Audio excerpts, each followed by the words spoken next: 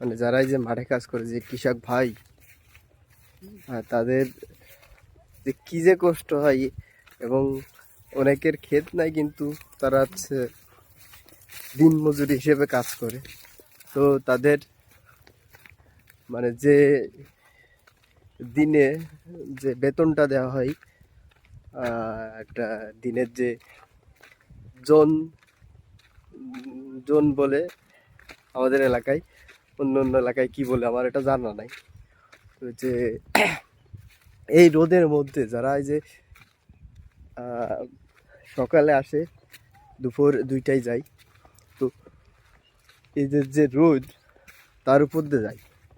যদিও বৃষ্টি আসে, বৃষ্টিও তার গার পর দিয়ে যায়। তো আমার যেটা মনে হয়, যারা এই যে চাকরি করে, তাদের থেকে এদের বেতন বেশি হওয়া উচিত। কারণ তারা যাচ্ছে আমাদের ঘরে ফসল তুলে দিচ্ছে, আর তাদেরই